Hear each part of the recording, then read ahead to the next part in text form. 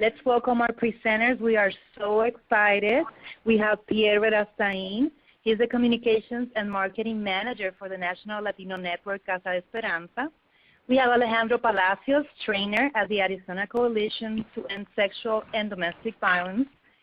Gerald Guevara, Youth Program Advocate for Mujeres, Latinos, and Acción in Chicago. And the wonderful and incredible Jessica Nunan, Executive Director at Caminar Latino in Atlanta. We're going to start with Alejandro. You have the floor. Hi, all. So glad to be here participating in this very important webinar addressing teen dating violence in our Latino and Hispanic communities. Before we go on with our presentation, I'd like to mention the fact that I believe that it's extremely important that when we have conversations around the issue of teen dating violence in our Hispanic and Latino communities, that we address the roots and the causes of what influence teens too many times act with violence. Also, besides talking about the different influences it has on teens and how teens may be influenced but also affected by the root causes of violence in our Hispanic communities. So when talking about the roots of violence that are present in our Hispanic communities, I noted that we have hypermasculinity, sexism, patriarchy, heterosexism, able-bodyism, but also machismo. Now, I would like to ask the audience, how many of these are you able to identify that are present on your area? I know we have people from all over the country, so how many of you in different parts of the country are able to identify one or more of these root causes of violence? Everyone can look at the feedback poll again on your left. Or you can type it on the chat box if you are able to identify any or some of those in your communities. All right, good. So when talking about hypermasculinity, which we know that it's a term of the exaggeration of the male stereotypical behavior, and when we acknowledge the fact that it's present in our Latino culture, we know that it's when men are unrealistically expected to adopt, per se, the tough guy pose. And I can relate to this because, well, I grew up in the border in Nogales, Sonora. And I can remember growing up that even though I didn't see this particularly hypermasculinity aspect and root cause of violence in my household, I can remember the big influence that it had for me growing up, especially in high school. There was this sort of belief that you had to act tough, to never back down of a fight, many times even to engage in physical confrontation in order to wrongfully establish our masculinity. And I think that in our communities, many young men go through this misconception that you have to be very tough, or if not, you are not considered a man or man enough. Therefore, are creating a barrier for many young men to be themselves. Also, they have to take in all the bad, and resilient and can put himself out by our bootstraps. How many times have we heard that? You need to put yourself out by our bootstraps. And we know that many people, many young men are resilient. However, many times we create barriers when we tell them that they should not ask for help. Now, how many times have we heard this comment of boys and men don't cry? How many of you have heard that in regards to the hypermasculinity aspect of it? And I remember when playing ball growing up that many times I heard that, and for me, it created a big barrier because I wasn't able to express myself. Many times when we lost a game, I was told by coaches or friends, suck it up, you should not cry. And it creates a big barrier. Now, in regards to the sexism aspect of it, Well, we know that's prejudice, there's stereotyping, discrimination, and typically, not always, but typically, it's mostly against women on the basis of sex.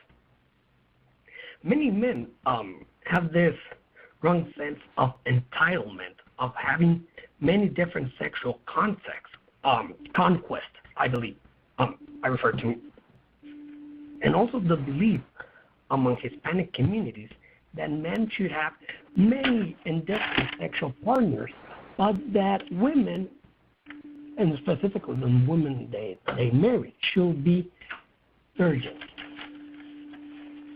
And this is a double standard that applies in our community because it is not real, and it shouldn't be that way. In regards to the aspect of patriarchy, it creates a systematic institutional gender inequality. And we know that there are cases in which the father and paternal figure of the family permits the females to work. This is close to home because I know that in my extended family, there's this patriarchy issue in which some of the females in the family are permitted to work, but unfortunately their paychecks are retrieved by this patriarchal figure in the family. Also, going back to the aspect of able-bodyism, I can relate growing up, especially because of the type of body that I have. I mean, I'm not very big. I felt that social pressure to build up and have that certain type of body, which could define me as more of a man. And that is very unrealistic because we know that when we program our young boys into having to be that, they are not able to be themselves and don't accept themselves for who they are. Also, touching on the base of the machismo that we know that is very big in our Hispanic community. I did some research in regards to the actual origin of machismo, and surprisingly enough, I found out that machismo has nothing to do with what it actually is today. Machismo, it originated as a macho being a good provider, a man who was a good provider and who took care of their family. And it has transformed throughout years into being an exaggerated masculinity and having an accelerating sense of power and strength. Because as we know, well, domestic and sexual violence is based on power and control. And with machismo, that's what it has transformed itself into, having that power and that control over a friend or over an intimate partner. Many young boys are programmed to walk and talk in ways that are, quote unquote, macho. And we know that if they don't, many times they are laughed at, they are many times even bullied. And we see in not only in Hispanic, but with our youth, how many young boys try to establish their manhood acting violent because they've been deprived of accepting themselves for who they are, that they need to let the rest of the world perceive that I am very manly by acting violent, but that's not the way it should be. Well, furthermore, there are three myths, the big three myths about being a successful man in our society. What are those? The first one is the number of sexual conquests.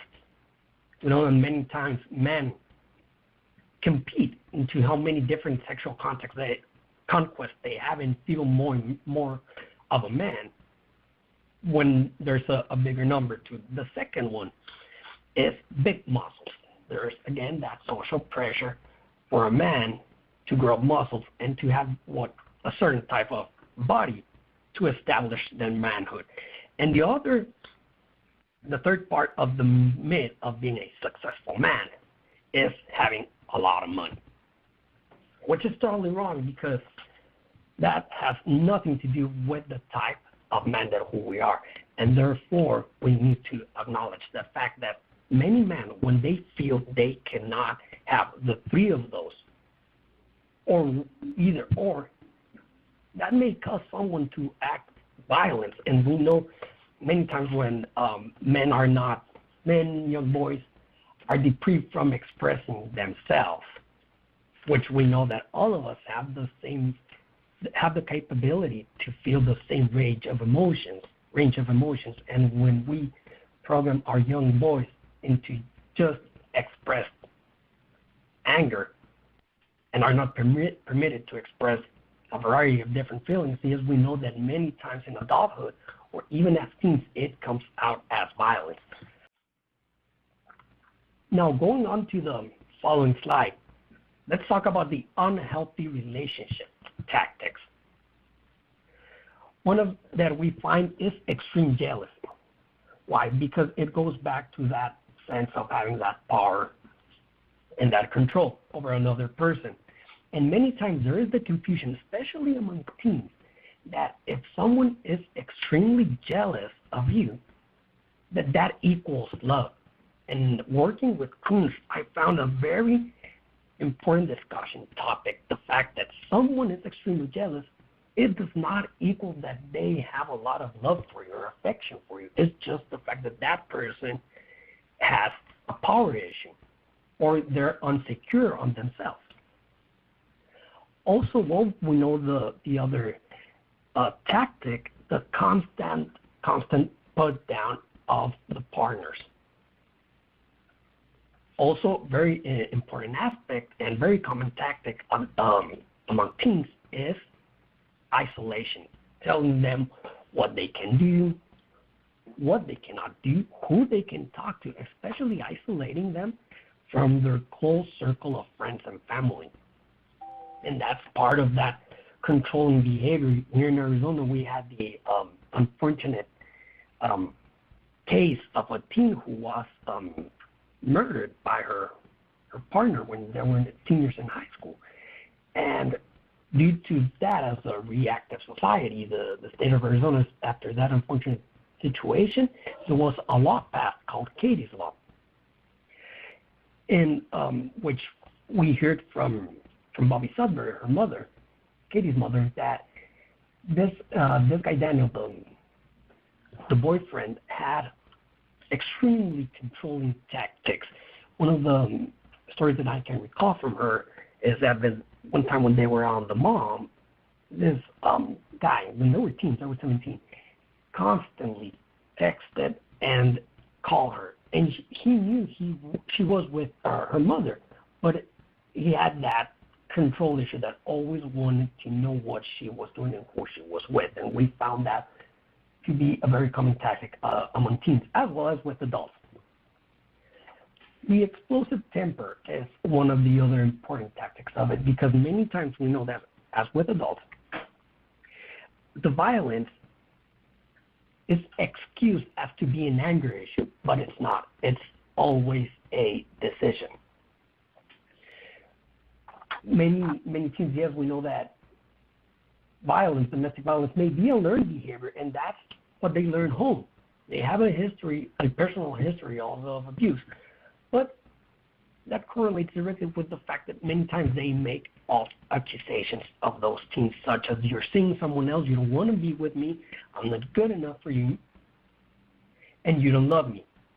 Therefore, many times with those tactics, keeping those teens under the relationship. Now, after talking about the different unhealthy tactics and the root causes of violence, it's very important that we keep in mind what our teens nowadays are exposed to. And I copied this tweet that is part of my rape culture presentation, and you see it with the hashtag #ItAndRape. If she says no 2 times, because according to this person, 2 no's make a yes. And we hear it in the music, we hear it in the advertisement. Our teens are exposed, and many times violence for them is normalized due to the fact that it's pretty much everywhere, and we don't provide the safe spaces for teens to talk with trusted adults about the issues that they are experiencing many times home, in their communities, or even at school. Last Friday, we had an unfortunate murder-suicide here in Arizona, in the valley, in Glendale. 2 15-year-old females. So it was a murder-suicide. They were, apparently, from what we know in a relationship, one of them was trying to leave. What did the former partner do? Well, she asked one of the peers at school for a gun, and she committed the murder-suicide in the school premises. I mean, it's so unfortunate that we have these school shootings, but it's even more unfortunate the normalcy in which we see this sort of issues. But what happens that this violent behavior is being normalized, and our teens are very exposed to it. I decided to include the, Bushmaster. It's a gun manufacturer, and it did a big impression on me when I saw this ad that it directly says, consider your man card reissued when you buy an AR-15. What does that tell us? What does that tell us as a society? That you are more of a man, or you establish your manhood through a firearm. And it's so unfortunate when we really think about it in regards to the mass shootings that have occurred throughout our country. Most of the shooters use this rifle, the AR-15. Why? Because it's the message that our teens are getting. We, or you, as teen, establish your manhood. If you don't feel man enough, you're going to establish it with this firearm. Also, one of the ads that I decided to include here because it created a big impact on me is this ad by Jimmy Choo. What does that tell us? That it's cool to have a woman, which apparently be beaten, on the trunk of your car out in the desert. Because we see that teens see those advertisements in the magazines. We see it out on billboards. It's everywhere. And we are not informed consumers and let these companies know and talk to our teens in regards to how bad of an influence this is. Things are not going to change. Oh, and this one by Dockers. Wear the pants. Face it, you're a man. I mean, what's the message on it? As a man, I can relate to this in regards to the social pressure that many times we receive from our families, from our friends, from our peers. You are the man. Wear the pants. Even in our own relationships, many teens who may be on straight relationships, not only be part of the LGBT community, but who may be abused, many times they are forced to, someone moving the slides. Many times they're forced to stay in those relationships because they have to go by this. Wear the pants. You are the man, and you need to establish your own manhood, many times even by the use of violence. And I decided to include the Teen Empowerment Control because I want to share that when I worked at a DV shelter in the Valley, that's how I started in the domestic violence movement. I was able to talk to many teens who came with their mothers to our program and was impacted by the big influence and how unfortunate that it is when our teens, especially our Hispanic and our Latino teens, are exposed to violence and are being many times wired to act a certain way. And for me, that I had the privilege of not growing up in a domestic violence hostile environment, when I joined the movement, when I started working at the program and had the opportunity again to talk to these teens, it was overwhelming for me to have the knowledge and understand how they were impacted by the violence that we have not only in their homes but in our communities, and how normalized it is and how affected they are by it. So that is my part, and thank you all very much. Thank you so much, Alejandro. Great information. And now let's welcome Jessica. Good afternoon, everybody, and I'm excited to be a part of this presentation. As Ivonne had mentioned, I have the honor of being with Caminar Latino, which is based in Atlanta, Georgia, and what our main role is to provide comprehensive services to Latino families affected by domestic violence. So what we mean by that is that we basically, for the past 26 years, have been working with survivors of domestic violence as well as their children, and in addition, Latino men who have used violence. So while we work with the entire family, today what we're going to be doing is really kind of focusing on our work with youth and specifically how it may be relating to teen dating violence. So as I mentioned, we've had the honor of working with the Latino community in here in Georgia for over 25 years. We originally were founded in 1990, and then our youth program started in 1993 at the request of the women who informed us that their children did not just need child care, but instead needed services specific to meeting the needs of their kids. So that was how our youth program was originally started. And so our mission is to provide opportunities for Latino families affected by violence to transform their lives and their communities. So we do this through a two-pronged approach. Basically through what we call our family initiative programming, we provide a variety of direct services, which I'll go into in a little bit more detail.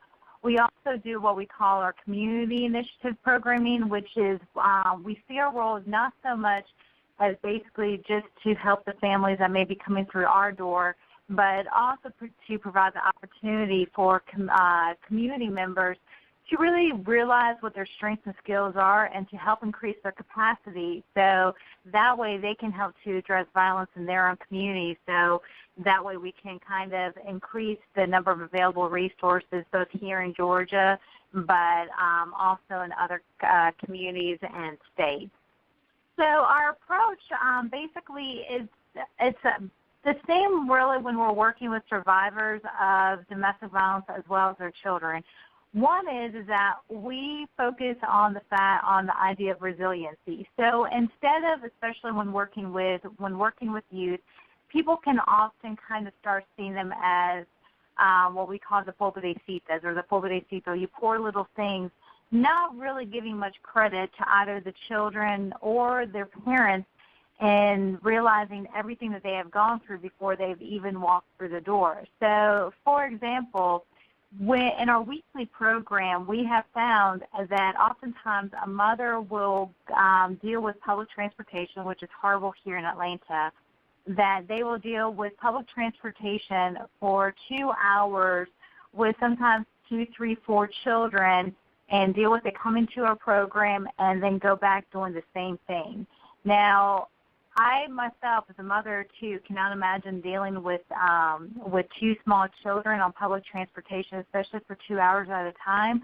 And so just that small example in itself shows just how strong and at how resilient these families are. And so when we're working with the families, and in this case the youth, we focus on what makes them resilient instead of treating them as victims. Because what we have found is that if you treat them and recognize what their strengths are, they are much more likely to realize what they have in themselves instead of feeling like they are bound to, for example, with Latino children, they are bound to drop out of school, they're bound to get pregnant. But instead, if you say, look at how well you're doing in school, the fact that you continue to get you and your siblings to school every day and you're doing your homework and you're working a job, that's incredible. When we when we really phrase it that way, what we have found is that the kids start to see themselves in a different, as we said before, we also use a strengths-based approach because, again, what we have found is that our role, as with really any social change organization, is not really to rescue these families, but instead really kind of see about what their strengths are, what are their assets, and see about it see what tools and resources they need to make the next best step in their own life. because our role is not to fix their problems, but instead help them to identify what is the best way to address their own challenges and increase their own well-being and safety. So along those lines, we also don't see our role as telling the families what to do. And so what we mean by that is that when the families come, we don't ever tell the woman, for example, that she has to leave her partner. So for many of you all, this is not a surprise that, you know, when a woman leaves a situation or when the survivor leaves a situation, that is often one of the most dangerous times for the victim. And so as a result, her choosing not to leave sometimes is a safe decision. And so again, because we see the families that we work with as being the real experts in their own lives, we let them decide what is the next best step in their own life in order to, again, increase their safety and their well-being. And so as we do this with the women, we also do it with the youth in terms of realizing that while we may be able to utilize some of our life experiences and training to help kind of guide them, at the same time, these youth have also learned a lot and gone through a lot of stuff that we may not have, and to basically discount their own experiences and their own input can do not only a disservice to us and to the families, but also the community as a whole if we don't really work in partnership and ask the youth themselves what do they think is an effective way to address the violence that they see going on in their community. So with our young adults and teenagers, we have a total of 5 different youth groups in our youth program. The 2 oldest is what we call our teenage group, and that is for youth ages 12 to 16 years old. And then what we have is a young adults group, 17, and we say 17 and up.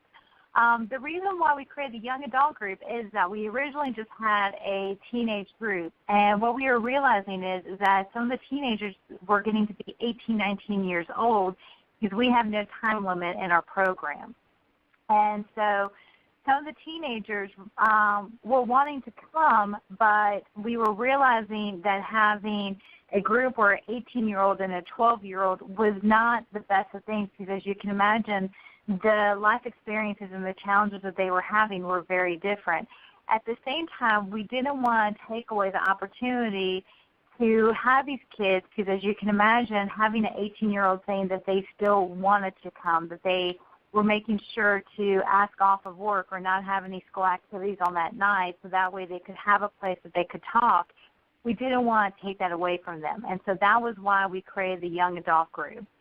So with the youth group, with our youth program, with what we see our main role is to provide a safe space each week where basically the youth are able to address what they see going on in their lives.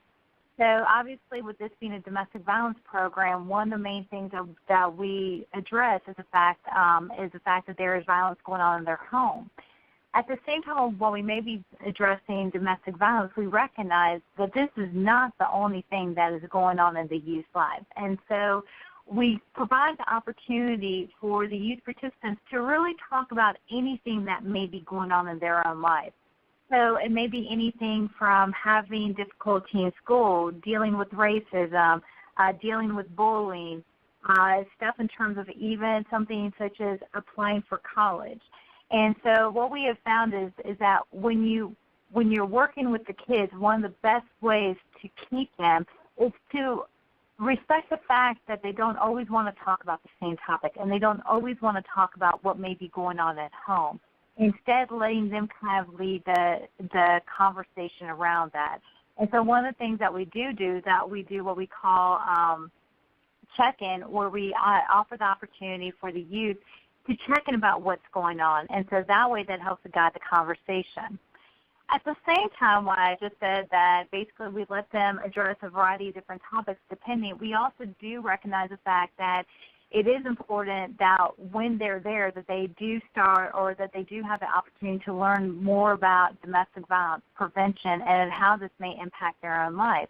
So one thing that we are very adamant about is not just talking to them about what an abusive relationship is. Because if you ask really any person, regardless of their age, whether or not it's bad for a person to hit them, they're going to say no. So there are certain things that people know that isn't right. But what we have found is that while a lot of the youth knew that it was wrong to be hit, they didn't know what a healthy relationship was.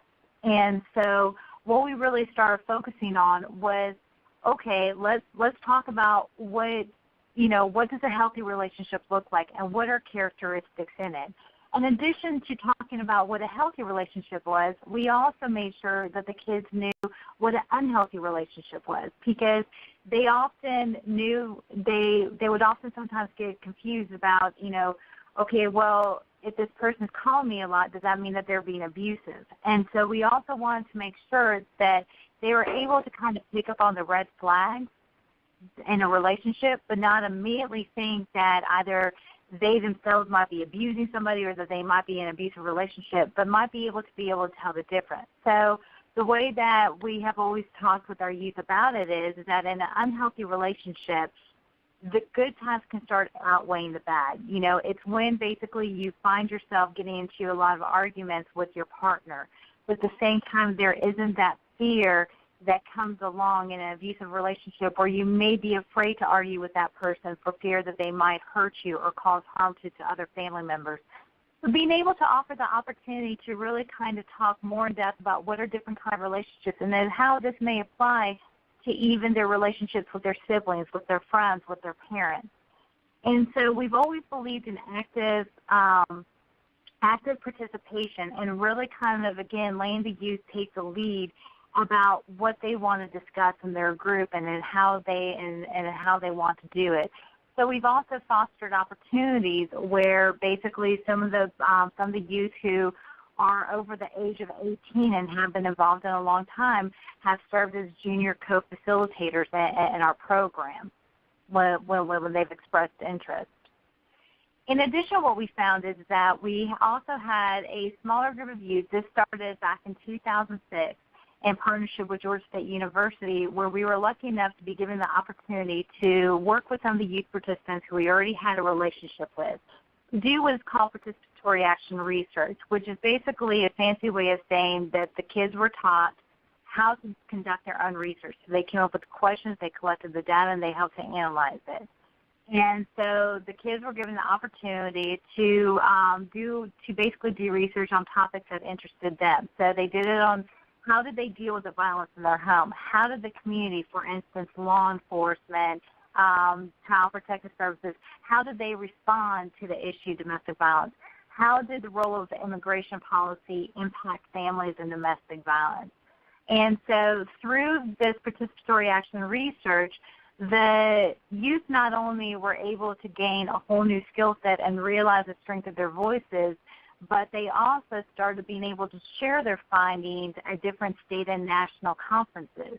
And so this really made a big difference in a lot of different ways. One was at the conferences, social service providers and other professionals involved in domestic violence got to see Latino youth in a very different light. They got to see them doing keynote presentations with PowerPoints and answering questions and providing feedback about how they thought policies should be changed to better meet their needs or bring up issues that might not have been addressed before. They were able to do the same thing at local police force trainings.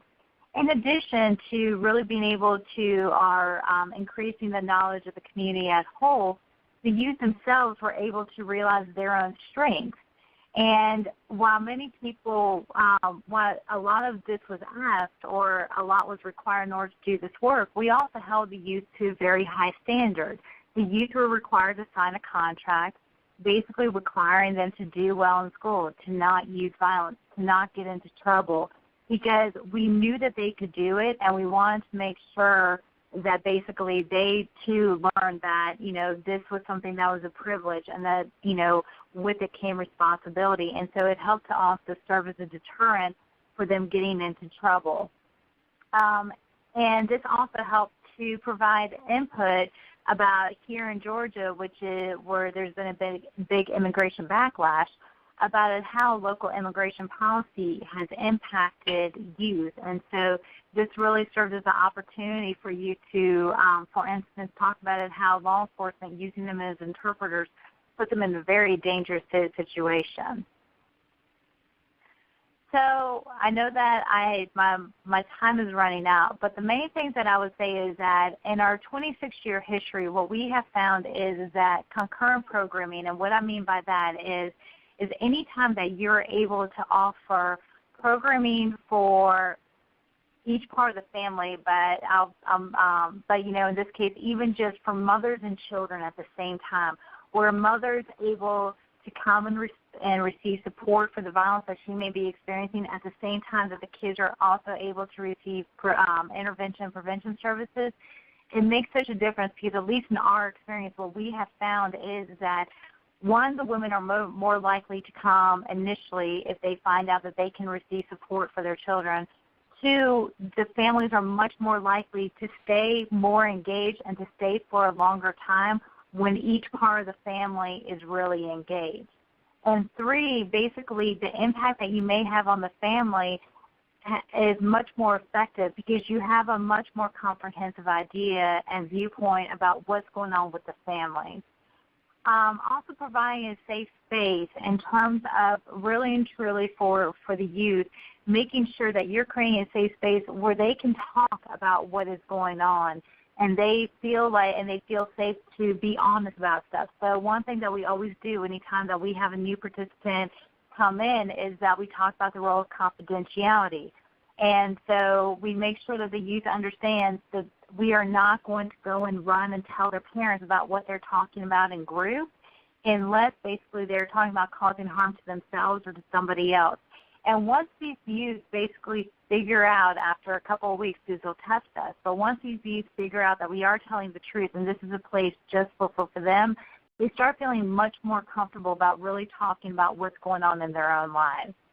Finally, if you really and truly work in partnership with the youth and recognize that despite their age, that a lot of them have gone through more life experiences than many of us have had in our 30, 40, 50 years, then they're more than you will be amazed about it how much more effective you can be in your programming.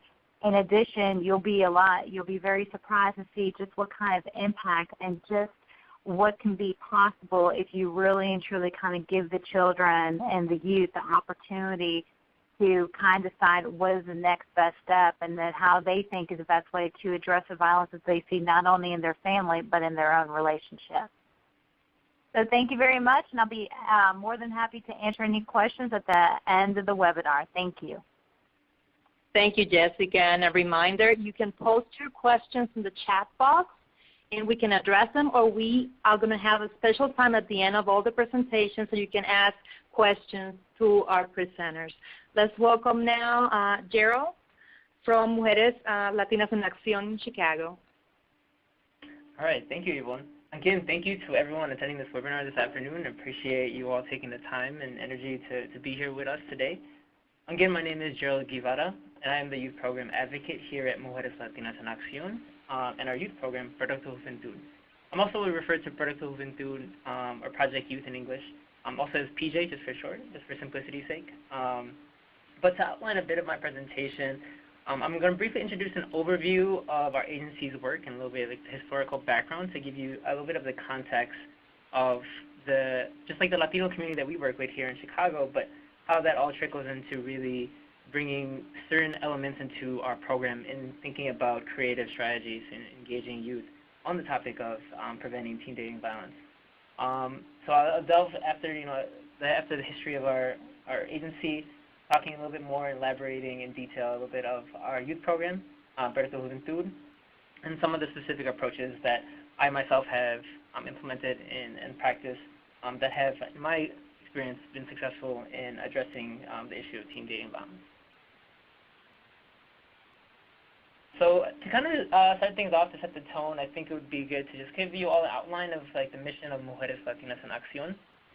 Essentially, Mujeres' mission is to empower Latinas through providing services that reflect their values and culture and being an advocate on the issues that make a difference in their lives. A little bit of the history, when we were first founded in the early 70s, 1973 to be exact, Mujeres was one of the few organizations here in Chicago that was raising awareness on the realities of domestic violence and sexual assault affecting Latinas and their families. In that effort, Mujeres as a community-based organization here in Chicago centered much of our services from a cultural perspective, recognizing that culture and really working with the Latino community is a very valuable asset and point of emphasis that we wanted to take on as an organization to really allow our clients to feel supported and understood. I mean, to really capture just even the whole essence of culture, you can just think about language barriers.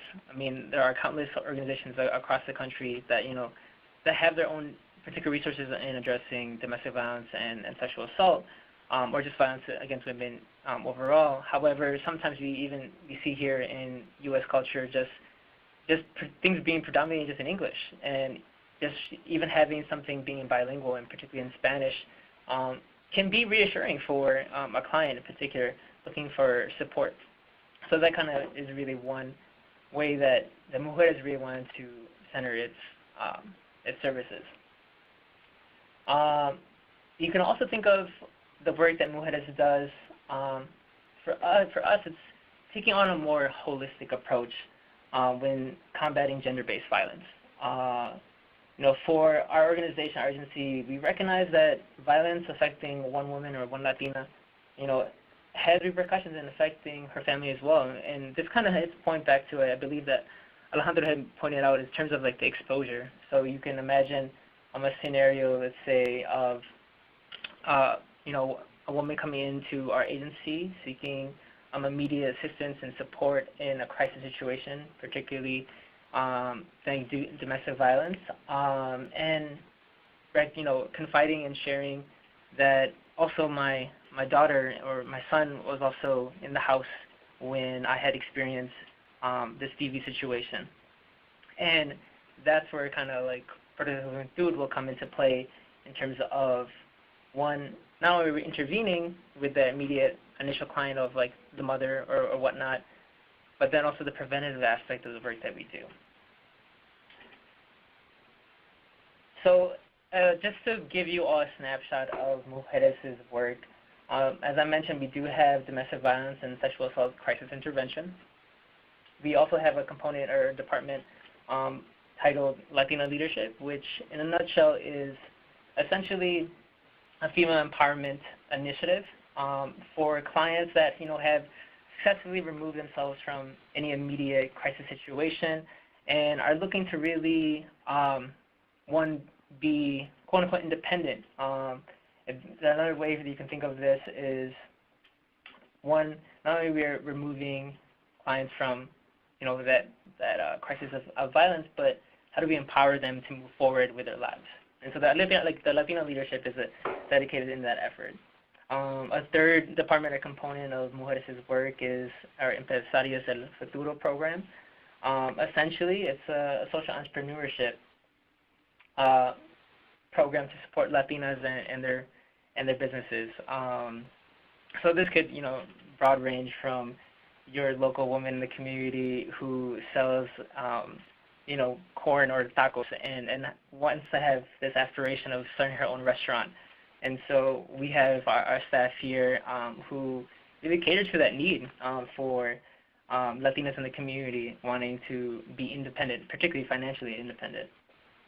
Another component or department that we have at Mujeres is our parent support. And we have clients particularly for this group from new parents that I don't think there's like an easy handbook to exactly how to be a great parent.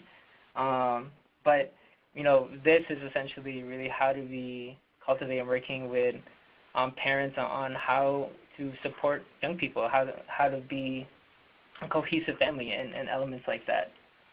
And then very lastly is our Proyecto Juventud or PJ program, which I'll delve into a little bit more. So a little bit of the history of PJ, or Proyecto Juventud. Originally, in the beginning, it started off as a teen runaway center for Mujeres, and the PJ program, the Proyecto Juventud program. It was a place of refuge for teens in the community. And I mean, there were countless reasons why teens in particular were coming to Mujeres. in the beginning as well, to give you also context, we were exclusively working with only females at the time, girls as ages as young as 12 to as old as 18. A lot of times when coming to our youth center, it was for economic hardship that they were facing. Either they were looking for resources to find employment, or one, just finding refuge and safety from an unsafe home life, which a lot of times in cases was, because there was DV at home, or there was abuse, physical abuse, emotional abuse, mental abuse, that they were trying to find safety from. And then tandem to that, not only was there, for some of the youth, particularly the girls in the program at the time, with violence at home, there was also navigating for our youth the violence in the community, and particularly this was captured in, gang violence that, in parts of our communities that we work with, this is something that our young people have to navigate, So this was something that, with PJS History as a runaway center, these are some of the reasons in the beginning that were why teens were coming, but also continue to also still be some of the reasons why teens come to us even today.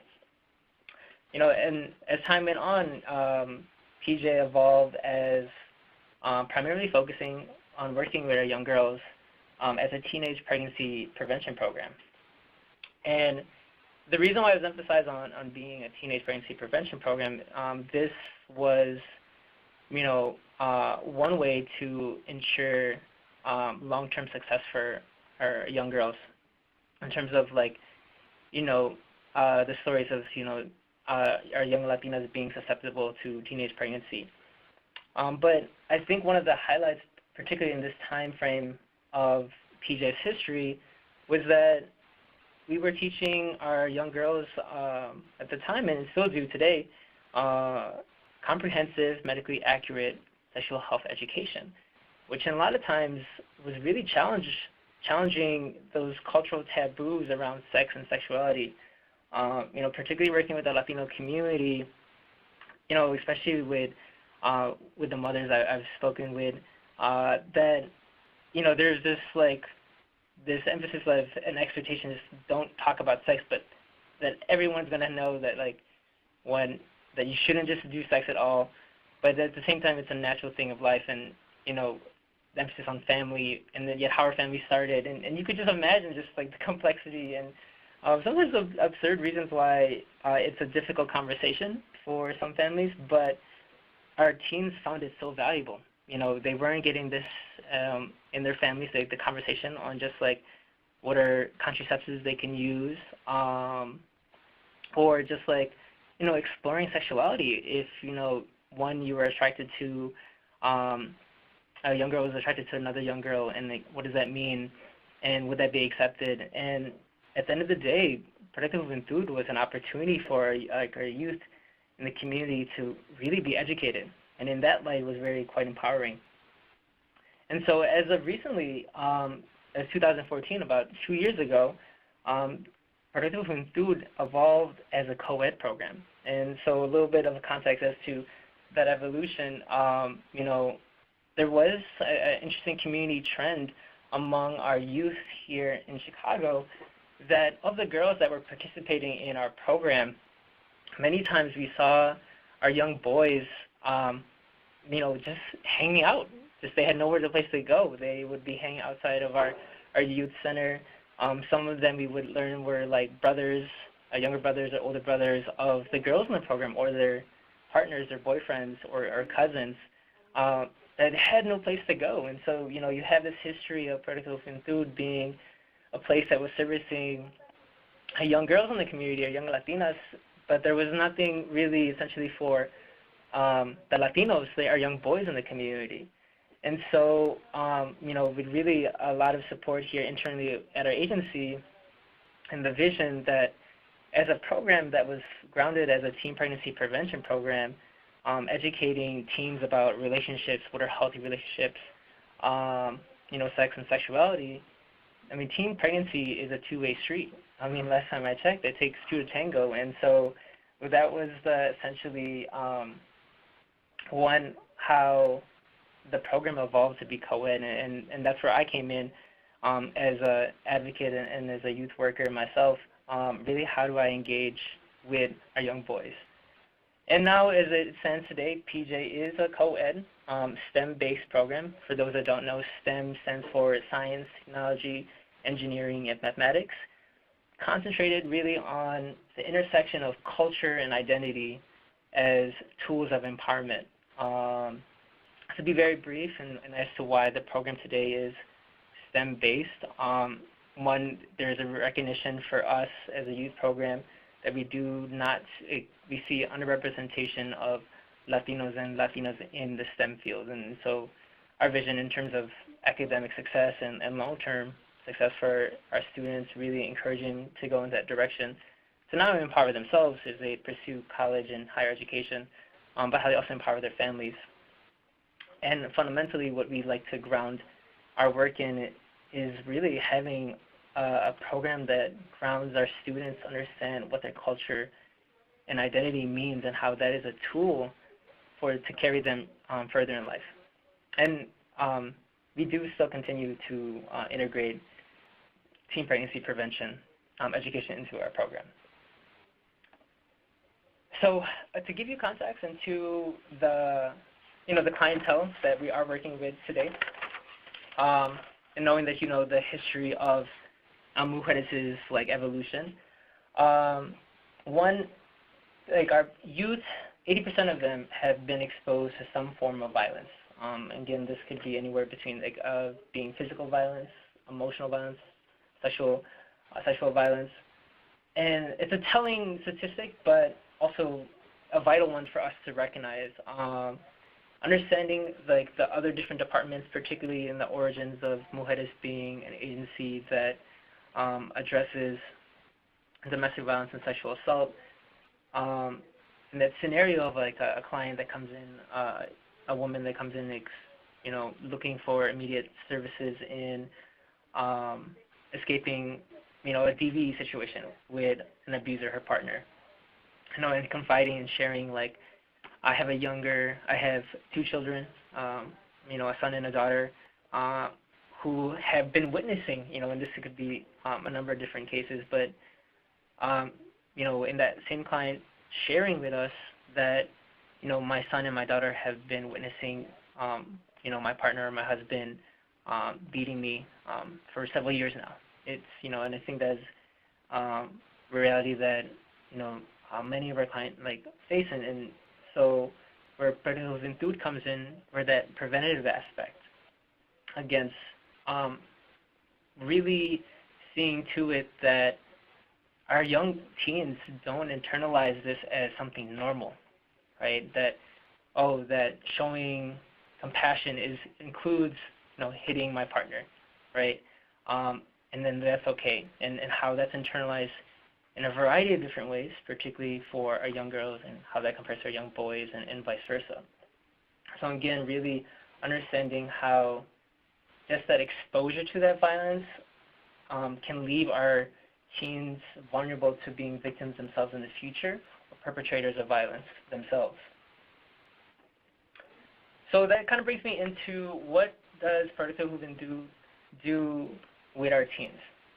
So we offer a lot of variety of different groups, but as I had mentioned in my previous slide, really a core aspect of our program, aside from those elements of being a place of refuge, home away from home, we do explore culture and identity as a core theme among our youth and engaging them. I happen to facilitate a group called Jóvenes con Palabra, or young men of their word. Basically, in a space, or that's what I call círculos or circles for my non-Spanish speakers, and the equivalent of that for the females, our girls in our group, is the Entre Mujeres. And essentially, a círculo is really a safe space for our young people. To illustrate my point, particularly with young boys versus young girls, I think Alejandro was like earlier in his presentation referenced his upbringing in like playing basketball, and this can be said about Jessica and her work as far as like working with young people, but many times with young men or young boys, when they look to share those intimate aspects of their lives in terms of what's on their mind, the body language is quite different than it is with girls. What I mean is, or what I've seen, typically with young boys, they're usually side by side. Usually they're never really sitting like knee to knee, staring into each other's eyes, and then sharing the deepest and darkest secrets. Many times it's on the court, right, at the park, and they're sitting shoulder to shoulder, right? Because many times, you'll come to discover is there's for some young boys it's awkward, or I feel uncomfortable, or I've never done share my thoughts and my feelings because they're raised to think like that's taboo, right? Many times in the Latino community, and I know that the youth that I work with share this quite often, the times that they see their dads or their uncles, their tios, talking about their feelings is many times they're drunk. There's alcohol involved. And that's the only time that it's acceptable to talk about what is hurting them in terms of emotionally or mentally, right? That it has to be shrouded in the festivities of a party, and alcohol needs to be involved to shroud the fact that men aren't allowed to be vulnerable, and that it needs to be sugar-coated with alcohol as a way to do that. And even at a young age among young boys, that's difficult to do, right? Even in the body language. So tying back to why is it a círculo, why is it a circle?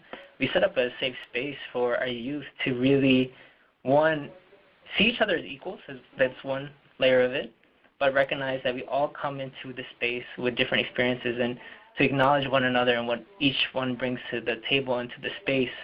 It's set up in that way to allow physically we're all here together, right? And that's okay. And one of the things that we explore among a lot of different topics is the concept of palabra. Particularly with the young boys, I teach quite often this concept as a palabra, or in English the equivalent would be your word. And this concept of palabra, or your word, is one way to really guide teens to healthy ideas of masculinity, or what it means to be a man. I capture this most in the language that I use with young people today is, you can even practice this yourself to all the attendees, to ask young boys in particular, how would you feel, right? You tell a good friend or a family member, right, that you're going to be there if they ask of you to, hey, do you have my back? Are you going to be here for my, my big day, my graduation day? Let's just use that as an example.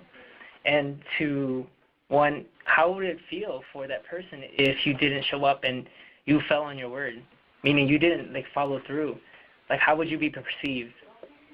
And I work with among the Latino community here in Chicago, at least with our clientele. A lot of them come from low economic backgrounds, and really there's thinking about what can you offer to the world. One thing that's tangible is that I can offer my word that you'll follow through. If you say that that you're a person that won't disrespect a woman, then do you follow through in your actions in embodying that principle? And so the concept of palabra, which is something drawn from a curriculum that I can thank the National Compadres Network, is called the Joven Noble curriculum, and it really embodies this concept of palabra. And really, this is, again, a platform for exploration for our youth. Now, I will preface that these things, the intimate thoughts of creating a safe space and having our teens share how they perceive themselves in the context of the world that they live in and their families, it doesn't happen overnight. But it is an opportunity in terms of, especially if you implement it in a consistent basis, where this is something that they look forward to. I can say for both the young girls and the young boys, when it is this gender-exclusive space that I can be with the guys and they build that trust with one another, it really reveals a lot about what they're exploring and what they're transitioning through. And I know from Alejandro's PowerPoint earlier, just the media, like the messages that they're getting, media is just one layer of it, you know, and that doesn't even begin to capture that how even in the family and cultural heritage and has given them so many different messages. For example, the concept of machismo, right, how it can be in a lot of ways very, you know, patriarchal, but delving into a little bit even deeper, the whole concept of machismo, like take, for example, the notion of as a man, I have to be the provider. And, you know, really unpacking that, there are some healthy notions behind that. Like, okay, in what way do you mean to provide? And when I even explore this with my young men in my group, in the Jóvenes con Palabra group, well, I want to provide for my family, you know, economically. Well, that's one way, right? And I challenge the youth to think about, well, by providing, okay, so you hope to, one, provide for your family or your partner. You can provide how? In a respectful manner. Well, I want to provide in being the sense that I'm going to be an honorable man that respects the people around me because I care about them, right? And the compassion and really being okay with that as an element of, you know, this notion of machismo, because you provide for a reason, do you not? Like, and this is me, a rhetorical question posing to the teens in the program.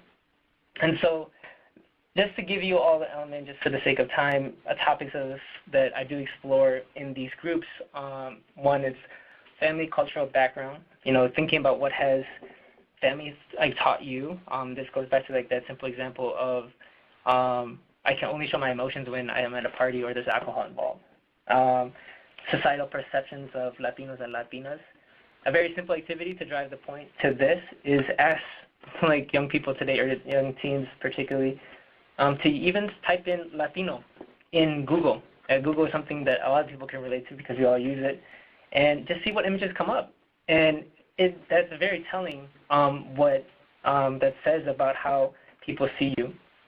I explore a little bit of Latino, Latina heritage and history that they may not be getting at school, right? Even nowadays, we see a lot of negative assumptions about the Latino community as it relates to immigration, and you know, comments that are being made in public media that are just that put the Latino community in a bad light. But in these groups and really explore culture and identity, I educate teens on the fact that the Latino community has contributed a lot to U.S. culture, for example, and exploring that. And then, you know, we talk about definitions of what does it mean to be a man, what does it mean to be a woman, and how that interplays to, all right, if you understand yourself as a man or you understand yourself as a woman, how do you understand yourself in relation to the people around you? And that's a very important concept that I explore. And then, of course, teen pregnancy and partner relationship, what does that constitute as far as, one, if you understand yourself and what you stand for. Well, what happens if you're in a relationship with someone that doesn't necessarily have the same values as you, but you care about them, and how do you express that care and compassion? Understanding choice and consequences is a key thing that I use, particularly if the choice to be sexually active, and what if your partner, in both of you choosing to be sexually active, decide to not be sexually active, and being able to respect that. And of course, you know, we talk about sexual violence and gender-based violence as it interplays with other different department work that I had mentioned earlier in my first slide of Mujeres' overall work. So that leaves me again, if you this is just resources if you would like to visit our website, and if you might contact me, feel free to do that. But that's all I have. Just for the sake of time, I want to be mindful of that. Thank you. Thank you so much. We have a question for Matthew, but we're going to address it after Pierre's presentation, okay? Gerald? Okay, sounds good. Thank you. Pierre, you have the floor. Great. Hi, everyone. Thank you. Can everyone hear me all right? Or maybe the question should be, if you cannot hear me all right, then please go ahead and type I cannot hear you or no on the chat. Just let me know. but I think we should be all set. Great. So my name is Pierre Berastaín, and I am with the National Latino Network, Casa de Esperanza. Just as a poll, because I kind of want to go through a little bit of what we do. How many of you have heard of Casa de Esperanza and the National Latino Network? If you can type yes if you've heard, or no if you haven't, that would be helpful. Okay, so far I have 2 yeses and 1 no. Okay, here are the answers coming in. All right. Okay, so I'll spend a little bit of time just kind of covering what it is that we do. Let's see if I can, there we go. That's our social media in case you guys want to tweet at us or mention us or I don't know, ask for resources on social media. We have several, but people typically prefer to reach out over Facebook and Twitter. Our accounts are Casa de Esperanza, or we say No Más for the No Más campaign, and Decimos No Más as well, which is for the Spanish counterpart. So feel free to tweet, Facebook, Instagram us, whatever it is that you want to do on social media, respectfully speaking. So our mission for Casa de Esperanza National Latino Network is to mobilize Latinas and Latino communities to end domestic violence. And this really means for us to mobilize Latinas and Latino communities to end all forms of oppression, if you will. We believe that it's Latino communities that will end oppression or domestic violence, that it's people themselves, communities, and not necessarily one organization. And this really informs all of the work that we do and the philosophy from which we part. That means that we really listen to the voices of community and implement initiatives or start initiatives based on those recommendations and the feedback that the community gives us. So the National Latino Network is a project of Casa de Esperanza, and it works to end domestic violence and promote the health and the well-being of Latino communities around the country. Our main goals of the network are education and awareness raising. So we have a technical assistance training team that works with a number of organizations on the ground, with government, with a number of agencies to provide TA and training around gender-based violence, domestic and sexual violence, et cetera, and Latino realities. We also have a public policy or advocacy initiative in Washington, D.C., capacity building, as I just mentioned, and then we do a lot of training with organizations around accountability and development, organizational development from a culturally specific perspective. We have a number of toolkits that I want to make people aware of. We have the Te Invito toolkit, this one right here that you can find on our homepage. Te Invito is a campaign to engage men and boys, and it has Latino men and boys. It has a number of culturally specific resources for organizations to use. Court language access or language access in the courts, the second bubble right here on the bottom of our homepage, nationallatinonetwork.org. That toolkit provides courts a guide for increasing language access in the judicial system. Language access, the language access toolkit for individuals with limited English proficiency provides a toolkit to do systems advocacy, implement language access in your programs, in your organizations to better serve communities and individuals who might not speak English or might not have English as their predominant language or proficient language. And building evidence is another toolkit that serves that allows communities or allows organizations to build evidence with what they have. Many times you're working in community already, and oftentimes our grants will require us to measure the impact. How do we do that in a culturally specific and responsible way? Check out the Building Evidence Toolkit. Or if you are looking to evaluate your program from a culturally specific perspective and implement some changes based on those results, I would also check out the Building Evidence Toolkit. Just so that people are aware, our training and technical assistance team, we've worked with nonprofit organizations, law enforcement professionals, courts, DV organizations, government centers, and we've worked around a number of topics around working with Latino youth, Latino families and domestic violence, the intersection between children and domestic violence, peer education and youth development. We've also done community engagement and organizational development, engaging men in violence prevention, working at the intersection of LGBTQ realities and violence, strategic planning. A hot topic at the moment is enhanced safety planning, otherwise known as safety planning for example, for immigrant survivors of domestic and sexual violence. So we've done a lot of this training, and of course we've had a lot of work on LEP, or language access planning for individuals with limited English proficiency. Our goal of the public policy initiative is to advocate for meaningful public policy changes that improve prevention and intervention efforts in the field of DVSA. And we, again, listen and get fed a lot of information from on the ground, what's happening on the ground, and what would be meaningful for communities, for Latino communities to advance their interest and ensure protections from a policy perspective.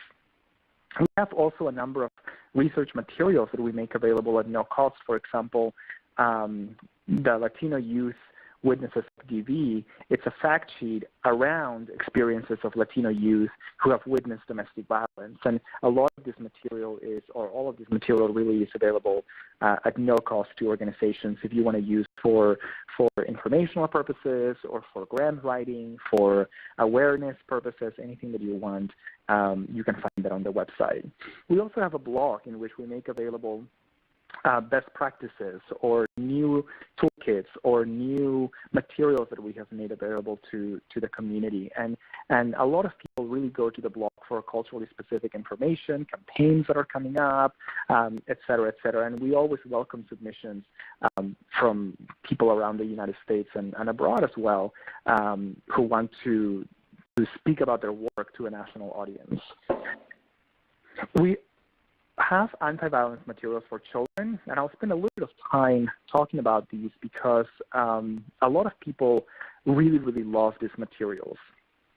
Again, all of these, the three of them, Elena and the Magic Beans, I want to tell you something, and What Are You Feeling, are three books or three products that were developed from the bottom up, from the ground up. In other words, for example, Elena and Los Frijoles Mágicos, or the Magic Beans, was developed in consultation with children, and they're all bilingual, all the three products. And Elena and Los Frijoles Mágicos really is it's a story. It's a children's book around around Elena, who immigrates and then immigrates to the United States, and then it talks about the challenges that Elena faces. So this was, in a large degree, written by children, and it's bilingual. So there are a number of teachers who use it, ESL teachers, as well as DV advocates or other people who work with children. I want to tell you something. It's a book, again, bilingual. It's a workbook that walks children, and it requires a professional, either a DV advocate or a therapist, a social worker, to sit with the children and work through this workbook. It's to help children process traumatic experiences. And so there are a number of activities that take children through writing a few words or drawing or imagine this, or just different activities that a social worker or a therapist is able to use this tool to facilitate conversations with children and help them lift up some of the traumatic experiences and help them process them as they're working through the workbook. And What Are You Feeling? Some of you might have seen these cards.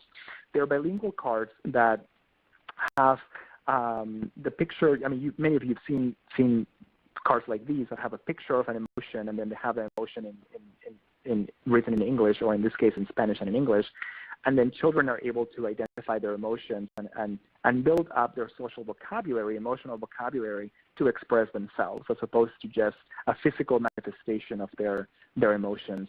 So that's what Are You Feeling is about. And we were hearing a lot from domestic violence advocates at some point, and other people in the field who said, we have all this material for survivors, adult survivors, but not a lot for children. And a lot of children come to shelter and they're just bored, or we don't have stuff to keep them busy, and also begin to teach them different things about healthy relationships and healthy communication, healthy sexuality, or processing trauma. And so that's how these materials came to be.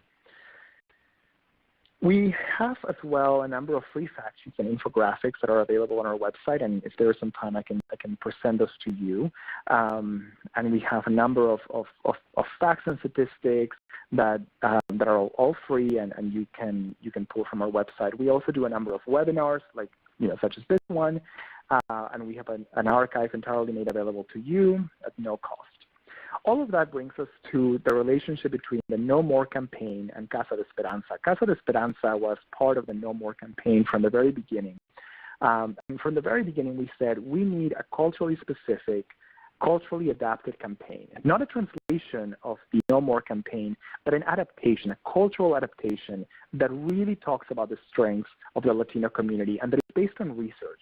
And so based on this relationship between No More and Casa de Esperanza, No Más was born. So we were involved from the beginning. And as promised, we did research about domestic and sexual violence in the Latino community. And the partners in that research were obviously Casa de Esperanza, No Más. The Ivonne Foundation for Women provided a lot of the funding, or provided funding for the research, and Lake Research Partners, which were our partners in being able to develop this research.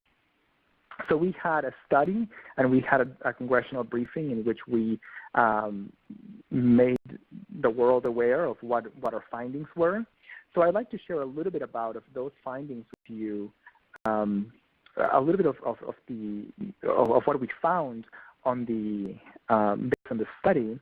So, for example, we found that more than 4 in 5 Latinos, 83%, are willing to talk to their children in their lives about healthy relationships. 4 in 5, and this kind of debunked the idea that Latinos don't want to talk about this, that Latinos are not willing, this is a taboo subject. And this really lifts up the fact that, well, actually, that's not true, because nearly 2 in 3 Latinos are willing to get involved in efforts to address domestic and sexual violence. And we had a similar number, about 60%, who were already talking with their friends and family members and others about domestic and sexual violence. And so these numbers for us, the 4 in 5 Latinos willing to talk with their children in their lives, and the 60% or 2 in 3 willing to be involved, those 2 numbers really spoke to the tremendous strength in our communities and readiness and willingness to get involved. And what's more surprising than this 2 in 3 number is that 35%, over 1 in 3 Latinos, say that nothing at all, and that was very surprising to many of us, nothing at all would stop them from helping a survivor whom they knew. So again, all of these 3, and these are just 3 tidbits that I am lifting up from the study, these little 3 facts alone speak of the tremendous strength that Latino communities have in addressing these issues already. We also started testing some messages with communities to see what resonated, because we wanted to see what messages we would be able to promote in a campaign. So you don't have to read all of this that is in your screen, but I'll go through some of them. The themes from the messages were around starting young, having a better life for your family and yourself, a message around family values and how it's important that family values are strong and that will prevent domestic and sexual violence. The community, we have a responsibility to address these problems, but we need to start talking about these problems, and that this is a community responsibility because we care, right? This is our culture, our faith, our families. And in the Latino community, we stick together, we care for each other, and if we don't talk about it, then who will? And then silence, the idea that we cannot be silent around these issues. So we tested these different messages that you see on the screen, and before I go there, and what we found was that these messages tested very positively. Let me give you a little bit of a snippet on this. We were told if your messages test in the 60th percentile, you're great. This is really good news.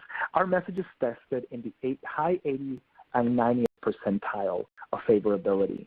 Again, this speaks to the tremendous strength in communities, and also to the fact that people are ready for positive messaging, not the little teddy bear that is sitting on the corner or the little kid with a teddy bear sitting in the corner crying while his parents are yelling and having a fight in the other room. Those are not the type of messages people want to hear. They want to hear uplifting messages that engage them, that fuel them, that energize them to get involved in the movement to end domestic and sexual violence and get them ready to talk about healthy relationships and healthy sexuality. So again, our message is tested very high among people. I wanted to, if you go to the Decimos No Más website or the WeSayNoMas.org website, this is a bilingual website, this is what you'll see. Well, in fact, this is what's coming up. Right now, what you find on the website is an abbreviated version of what we want, but we have a commitment to our communities to expand those resources. So we will expand those resources and continue to provide information. For example, and I just want to give you a little bit of information on what you will find. Here's a section deepening the conversation about healthy communication.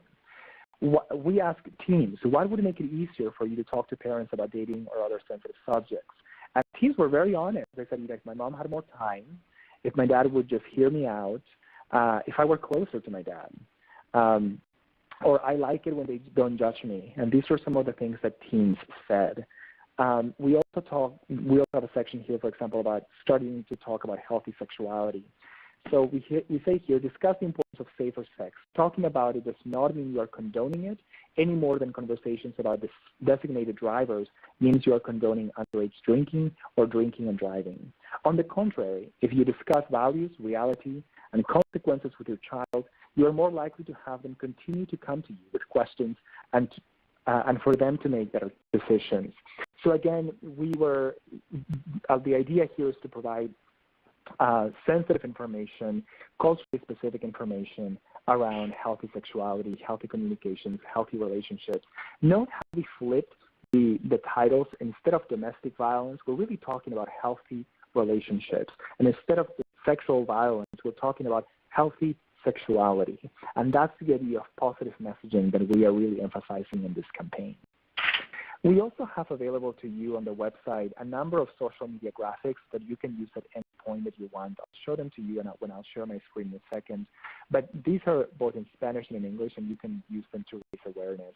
We have infographics that kind of highlight some of the main points of the study, and these are available in Spanish and English as well. I am wondering whether this is a good time, Ivonne, or anyone from the team, to be able to share my screen so that I can walk people through some of the resources on the website briefly. Yes, go ahead. Justine, if you can help with that. Just one moment. It should be popping up. All right. So everyone should be able to see right now that Decimos, thank you very much, the Decimos No Más website. And when you type Decimos No Más, you land on the Spanish side. If you type We Say No Más, you'll land on the English side. And this is what you currently have. If you go under the No Más campaign or campaign materials right here, what you'll see is a PSA that you can customize, that you can use with your communities. You have a radio PSA, and we're more than happy to make this available to you if you want to play a PSA on radio in your community. We also have this conversation starter packet, and I'll just click on this really quick and show you what this is about. We created, it's loading up, we created some cards for parents to use as conversation starters, as pointers for what they can talk with their children, build relationships, start building stronger friendships or as I said, relationship with your children. So you can print these out, and they're again bilingual. If we go down, you'll see the bilingual cards or the Spanish cards. But to give you some example of what the questions are, what activity do you like to do the most? What do you feel when you are happy? Where do you feel it? If you had to choose between being rich and happy or poor but happy, what would you choose and why? So these are just questions that open up the conversation between parents and children. And we provide them again at no cost to everyone. We also have the social media graphics that I mentioned that you can download, and the infographics that you can download at no cost. So those are just some of the things. Something else that people really like are these, and I clicked here under the No Mass campaign materials, the photo booth, We Say No Mass, are these posters, We Say No Mass Violence, and more of what? So people end up writing something here and posting it in social media with their respective hashtags. So these are just some of the things that that we have here. We also have another sign that says "My hero is," and so youth love filling that out and putting it on the fridge, and things like that. So I can make it available. If you're interested in study, you can find the top lines right here, and the top lines just have the abbreviated version of the study, and that you can use for grant writing, for information sharing, whatever you like. And the larger study can be found here. This is like 100-page full study that you can find. I also want to point to you, I'm going back to the home page, that there is a pledge that you can take. It's a very simple pledge, and it's a way also to add you to our newsletter and for you to be kept abreast of what's happening in Decimos No Más and our campaign. So I just wanted to introduce you a little bit to the campaign and to show you what it is that you will find. If you are active in social media, then you will see something like this. If you tag us on with hashtag We Say No Más or hashtag Decimos No Más, you will see a number of posts that will appear here on our social media feed on the website. So that is a little bit about the campaign. Here's the National Latino Network website, nationallatinonetwork.org, and a lot of the toolkits are found at the bottom here, as I mentioned. And the facts and statistics page can be found right here, as I mentioned as well earlier. And you have a number of resources that you can use, from downloadable fact sheets, which include contextual factors, is this abuse, myths and facts, what about my children? People often wonder that. Or that there are a series of infographics as well that people, that organizations really like. Again, this is free and available to you at any point. So I think that brings me to the end, if I'm not mistaken. So I will just be quiet now and open up the floor for questions. Thank you very much. Thank you so much, Pierre. Those are incredible resources. We want to address Matthew's question before we go on any other questions that we have. And Gerald, he was asking, how do you connect a STEM program with a youth teen dating violence program? Oh, that's a great question. Let's see, how do I connect STEM and teen dating violence? One, I think the way that our program does it in particular is that recognizing first what are the barriers that are in place that really make it difficult for teens to really succeed in the long term. And so when we talk about long term, we talk about, again, like cultural barriers. One clear example that is quite relevant to a lot of our teens is that when aspiring to even apply to college, a lot of families will say, just stay close to home. If you could start working immediately after high school, right? And recognizing that may not be what teens want. Another barrier is recognizing that one, just like relationship is something that is a priority for some teens, and being to, especially when the questions asked of our young girls from family members, like who you're dating or when are you going to get married. And the notion of just like STEM is really interplayed into this notion of teen dating violence in the sense that STEM and empowering youth to be, aspire and be motivated to go into these fields that are interested, that we cultivate to have them be interested in, really gives them a new mindset of like, wow, I really want to explore this uncharted territory that just sounds interesting to me, right? It might be just like, I want to go explore astronomy or physics and create a career for that. And that sets up like students to really recognize that I want to be able to go there to like college in a career, and recognizing how that an unhealthy relationship that doesn't support me in that effort is not good for me. And I've seen this firsthand particularly with some of the young girls who have experienced past relationships where one, they're restricted to even have their own aspirations. Like as like that's a taboo thing that if for young one of our young girls to say that I want to go to college and, make money for myself, and a partner, a male partner that says like, no, I'll be the one that does that. And that really, this is where we try to connect, like how that is a form of violence by just restricting her potential to aspire for bigger and better things for herself. So I hope that answers your question, Matt, like how we interplay STEM into like teen dating violence. Thank you, Gerald. Any other questions, team? I think that's the only one that I saw. While we give our participants time to write their questions, I want to invite our presenters if they have any last thoughts that they want to share with our listeners. Ivonne, for myself, this is Gerald. To all the listeners, I commend everyone for taking the time to really learn and try to figure out, what are the resources out there, what are others doing, and I really acknowledge that this is a collective effort, and I think one thing that I would encourage everyone to continue to recognize is young people today have a lot to offer, and I believe Jessica was the one that said it, that some of our young teens have just had life experiences that many in their many adults today can't even imagine that or have experienced themselves. So I think giving credit where credit is due to our young ladies in a lot of different ways. Definitely. Thank you so much, Gerald. How about Jessica or Alejandro? This is Jessica. I think that, the main thing, I've had the honor of working with youth now for over 20 years, and it is definitely one of the favorite parts of my job. And I continue to be amazed just at what they are able to do if they're given the opportunity. So similar to what we just mentioned, it's basically if you see your role to provide that space to help foster their skills and their strengths, you will feel like it is worth it. And sometimes as corny as it sounds, it won't feel like a job, but instead just an opportunity to really kind of give back to the community.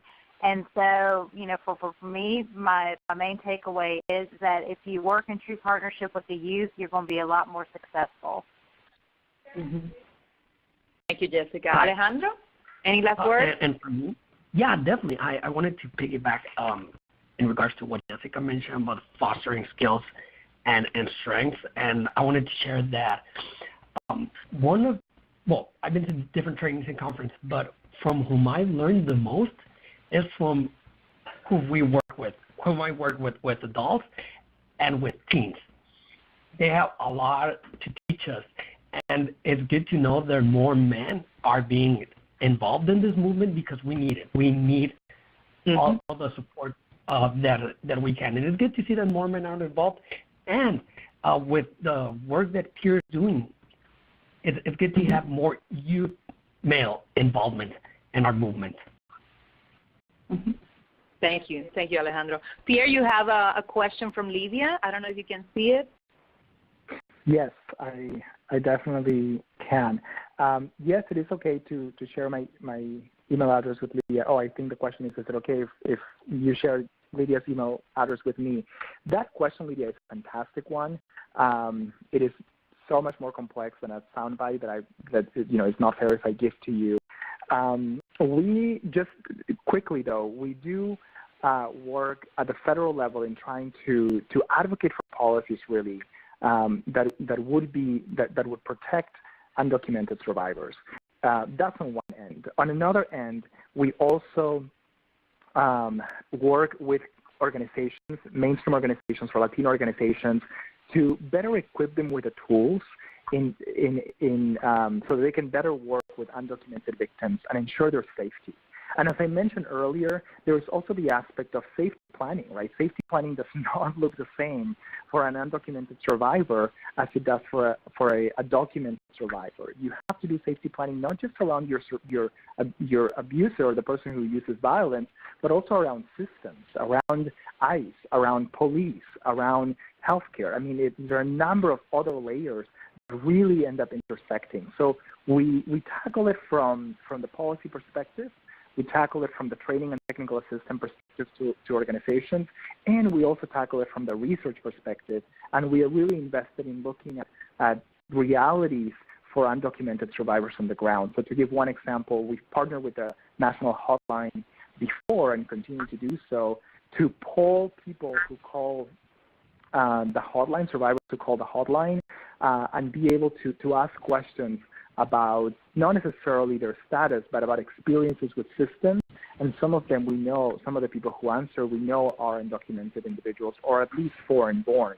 And what does it mean to be foreign-born? What does it mean to have limited English proficiency? So, so that gives you a little bit of the angles that we work from, but to give you a lot more in-depth information, I would have to do an entire webinar on it, and I would be happy to speak with you separately or via email as well about resources and about potential trainings, et cetera, et cetera. So I hope that is not a cop-out answer, that it begins to answer a little bit, but I'm sorry I can't go too much in depth.